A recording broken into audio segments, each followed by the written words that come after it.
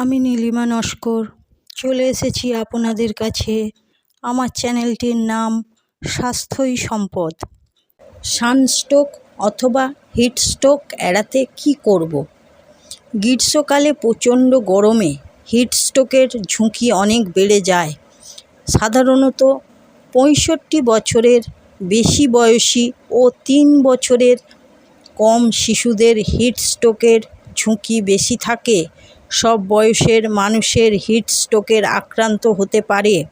সকাল 10টা থেকে বিকেল 4টে পর্যন্ত সরাসরি রোদে না বের হওয়াই ভালো। ভুলেও রোদে পার্কিং করা গাড়িতে বাচ্চাদের বা বয়স্ক ব্যক্তিদেরকে বসিয়ে রাখা যাবে না।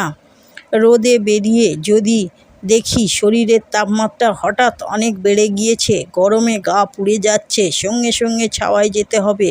সানস্ট্রোকের আগে সব কিছু গুলিয়ে যাওয়া, শ্বাসকষ্ট, খিটখিটে ভাব, বমি বমি ভাব বা বমি হতে পারে এমন হচ্ছে মনে হলে সঙ্গে সঙ্গে চিকিৎসকের পরামর্শ নেওয়া উচিত আমাদের।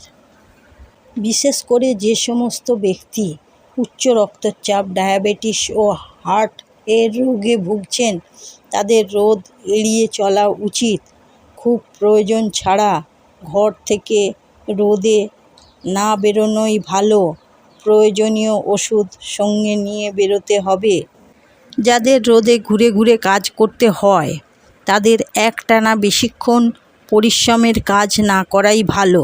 ছোট ছোট বিরতি নিয়ে কাজ করাই ভালো। শরীরের জলের তাপমাত্রা ঠিক রাখতে পর্যাপ্ত পরিমাণ জল খেতে হবে। সম্ভব হলে মাঝে মধ্যে ডাবের জল বা পাতিলেবুর শরবত খেতে হবে। হালকা তেল মশলাযুক্ত সহজপাচ্য খাবার খেতে হবে। হালকা রঙের পাতলা ও ঢিলেঢালা সুতির পোশাক পরতে হবে যাতে সহজেই বাতাস চলাচল করতে পারে। আঁটো-সাঁটো পোশাক না পরাই ভালো। জলের বোতল, ছাতা ও রোদে চশমা অবশ্যই রাখতে হবে। সানস্ক্রিন অবশ্যই মেখে বেরোতে হবে।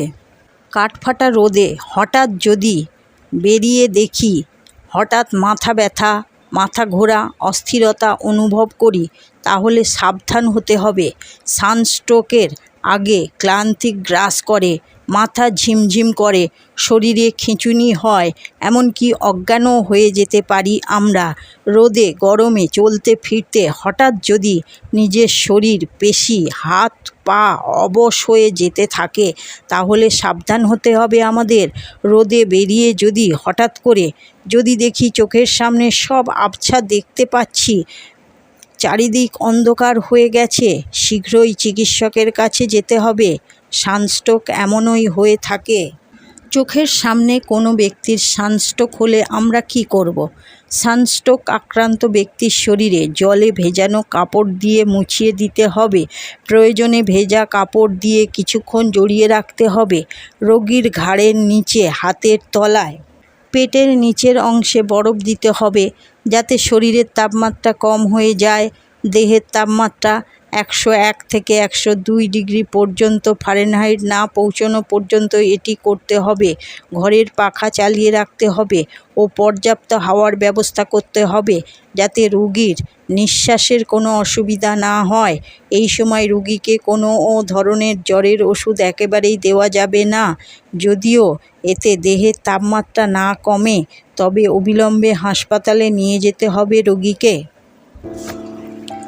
আমার কথাগুলো যদি আপনাদের ভালো লাগে তাহলে লাইক করুন এবং প্রিয়জনদের সুস্থ রাখতে শেয়ার করুন। স্বাস্থ্য সম্পর্কিত আরও তথ্য জানতে আমার চ্যানেলটিকে সাবস্ক্রাইব করুন এবং পাশে বেল আইকনটি প্রেস করুন। স্বাস্থ্যই সম্পদ। সঙ্গে থাকুন, সুস্থ থাকুন।